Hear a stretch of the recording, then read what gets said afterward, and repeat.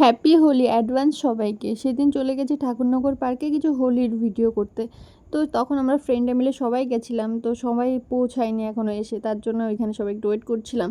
তারপরে ভিতরে গিয়ে দেখি যে খুবই সুন্দর পার্কটা। তো আর সেই সময় আমরা দুপুরবেলা গেছি, দুপুরে তো এমনিতে ভীষণ গরম হয়, মানে রোদও ভীষণ রোদ হয়েছিল সেদিন, গরমও ভীষণ পড়েছিল। আর এখন ঠান্ডা গরম, ঠান্ডা গরমে তো আমার ঠান্ডাই লেগে গেছে। তারপরেও গেছি, গিয়ে দেখি যে আমরা কিছুক্ষণ ওই ছাউনিটায় ওয়েট করছিলাম। তারপরে এই যে আবির ঢেলে নিলাম প্লেটে, কারণ হোলি খেলতে গেলে তো আবিরটাই মেন দরকার।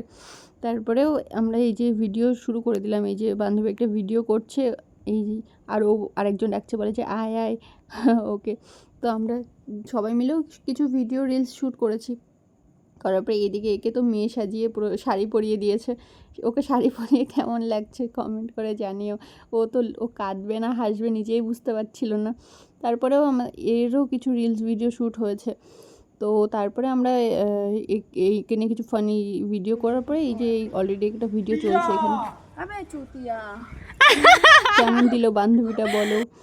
তারপরে আমরা এইখান থেকে কিছু ফান করে এই যে আমি কিছু রিলস ভিডিও শ্যুট করে নিলাম, আর বান্ধবীদেরকে আবির মাখিয়ে, তারপরে এরাও আমাকে দেখো মাখিয়ে ভূত করে দিয়েছিল।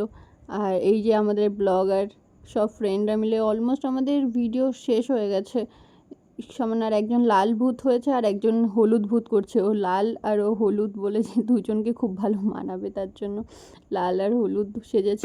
আমাদের ভিডিও শেষ। সবার এখন হোলি হ্যাপি হোলি। হোলি নেই, দীপাবলি। হ্যাঁ বল, দীপাবলির অনেক শুভেচ্ছা।